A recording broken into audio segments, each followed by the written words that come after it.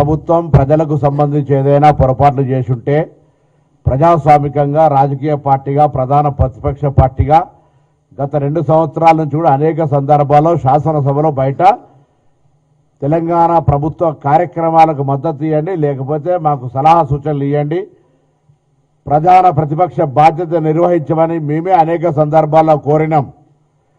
కానీ struggle for ఎగ్జిస్టెన్సీ ఉనికిని కాపాడుకోవడానికి మీరు రాగానే తోలు తీస్తామంటే ఇక్కడ మేము ఇప్పి తోలు చూపెట్టి మీకు ఇవ్వడానికి సిద్ధంగా లేం.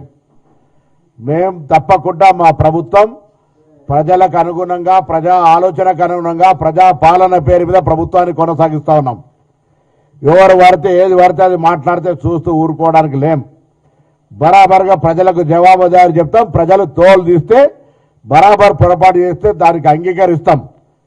తోలు తీసే హక్కు ప్రజాస్వామ్యంలో ప్రజలకు మాత్రమే ఉంది. ఆల్రెడీ 10 సంవత్సరాలు పరిపాలించిన మిమ్మల్ని తోలు వీగితే ఎమ్మెల్సీ ఎలక్షన్ల, ఎంపీ ఎలక్షన్ల, సర్పంచ్ ఎలక్షన్ల, ఉప ఎన్నికల్లో మళ్ళా తోలు కూడా మొలవకుండా వీగుతానే ఉన్నారు. మీరు మమ్మల్ని తోలు వీగుతా అంటారు. కాబట్టి డెమోక్రటిక్ సిస్టంలా ఇది పాకిస్తాన్ కాదు, బంగ్లాదేశ్ కాదు. నవాజ్ షరీఫ్నో, ఇమ్రాన్ ఖాన్నో, షేక్ హసీనానో జైలు వేసి మరణ శిక్షలు విధించేటువంటి విధానం కాదు మనది. ప్రజలే న్యాయ నిర్ణేతలు. ఇటువంటి దగ్గర కూడా వచ్చి మీరు ఏది పడితే అది మాట్లాడి 2-3 సంవత్సరాల తర్వాత మన ఊర్లలో చూస్తాం.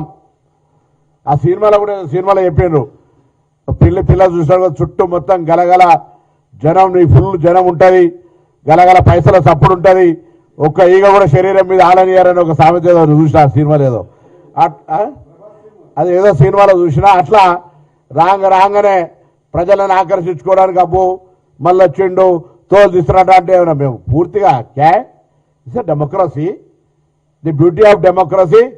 మేము డెమోక్రసీలో ప్రతిపక్ష బాధ్యత గల నాయకుడికి గౌరవం ఇచ్చి శాసనసభకు రమ్మంటున్నాం. శాసనసభలో నిన్న కూడా గౌరవ ముఖ్యమంత్రి గారు చెప్పారు. స్పీకర్ గారు కూడా ఎక్కడ కూడా పెద్ద ఆయనకు గౌరవం తగ్గకుండా ఉండే విధంగా శాసనసభ నడుపుదాం.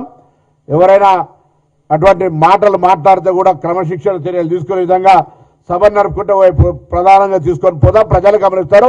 తెలంగాణ యావత్తు చూడాల్సిందే తప్ప ఎవరితో ఎవరు వికరణ చూస్తారని చెప్తుంటే మీరు ఇట్లా మాట్లాడితే పద్ధతి కాదు. తప్పకుండా మాకు బాధ్యత ఉన్నది.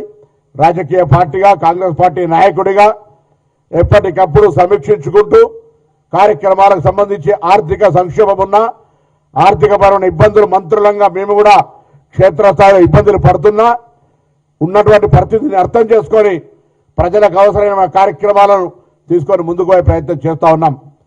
మీ వల్ల కొన్ని అంశాల్లో హాస్టల్లో కిరాయిలు కట్టకపోతే తాళాలేసే పరిస్థితి నుంచి, పాత బకాయి మెచ్చార్జీలు కట్టకపోతే కట్టుకుంటూ వస్తూ, మేము గురుకులాలు ఓపెన్ చేసినప్పుడు 300 గురుకులాలు ఉంటే 327 మహాత్మా జ్యోతి పాపలు ఉంటే 300 స్కూళ్ళు కిరాయి బంగ్లాలలో, పౌల్ట్రీ ఫారాలలో ఎక్కడ పెడితే అక్కడ పెట్టిర్రు.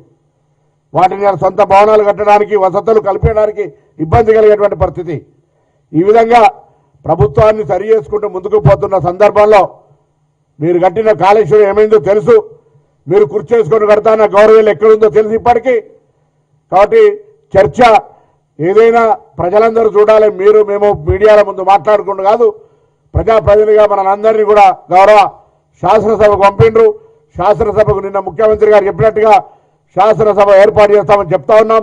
శాసనసభకు హాజరై మరి ప్రజా సమస్యలు ఏ అంశమైనా సరే, మా తోలు తీసే అంశాలు ఏమున్నా ఆ సభలో ఉంచే ప్రయత్నం చేయండి తప్ప ప్రెస్ కాన్ఫరెన్స్లలో తోలు తీస్తారని చెప్తే ఇక్కడ ఎవరు కూడా క్రియాశీలకంగా విద్యార్థి సంఘ రాజకీయాల నుంచి ఇచ్చిన మేము అటుగానే తోలు దిగుతారంటే చూసి అప్పచెప్పి ఇక మీకు తోలని మేము ఇచ్చే పరిస్థితులు ఏం లేం. కాబట్టి దయచేసి గౌరవ ప్రతిపక్ష నాయకుడిగా, పెద్ద ఆయనగా, తెలంగాణ ఉద్యమకారుడిగా మాకు గౌరవం ఉంది. తెలంగాణ ప్రజాస్వామ్యం, తెలంగాణ అభివృద్ధి, భారతీయ జనతా పార్టీ వివక్ష గొంతు ఏకమై తెలంగాణ నినాదంగా మనం కేంద్రం మీద ఒత్తిడి తెచ్చే అంశం కొరకు ప్రెస్ కాన్ఫరెన్స్ ఉంటుంది అనుకున్నాం. తాన తందాన అన్నట్టుగా మీరు ఇటు మాట్లాడితే సందేట్లో సడన్ ఇయ్యలేక కిషన్ రెడ్డి ఒక లెటర్ రాస్తాడు.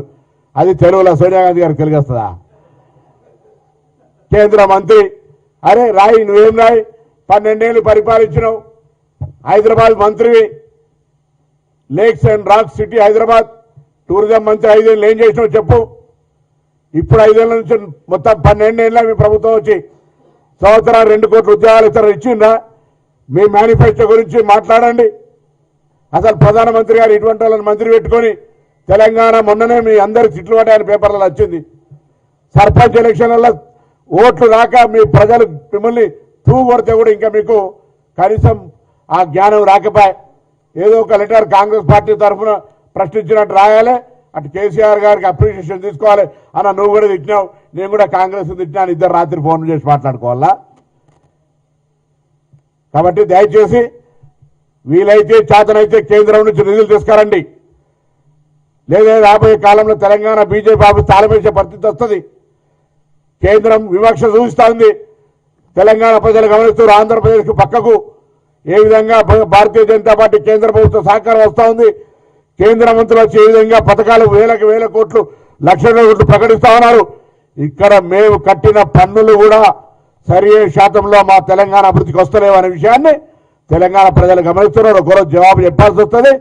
జాగ్రత్త. అటు భారతీయ జనతా పార్టీ ఇటు ప్రతిపక్ష పార్టీ మౌనంగా ఉండి తెలంగాణ ప్రజలకు అన్యాయం చేస్తే చూస్తూ ఊరుకోరు.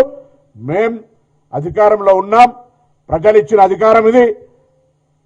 ప్రజలు ఇచ్చిన అధికారంలో పొరపాట్లు చేస్తే దాన్ని ప్రజా ప్రతిపక్షంగా చూపెట్టే ప్రయత్నం చేయండి.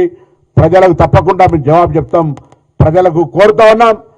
గత 10 ఏళ్లుగా అనేక మాటల కోటలతో అద్భుతం బ్రహ్మాండం అని మాటలకే పరిమితమైనటువంటి బంగారు తెలంగాణ నిజ స్వరూపాన్ని ఎవరు ఎన్ని వేల కోట్లు సంపాదించుకున్నారనే మాట మాకంటే ఎక్కువ వాళ్ళ ఇంటి కుటుంబ సభ్యులను కవితనే చెప్తున్న అంశం తెలంగాణ ప్రజలు గమనించండి. మేముగా ఎవరిపైన కక్ష సాధింపు కానీ, పాకిస్తాన్ లాగా అప్రజాస్వామికంగా జైళ్లలో వేయడం కానీ, మరణ శిక్షలు విధించడం కానీ అటువంటి కార్యక్రమం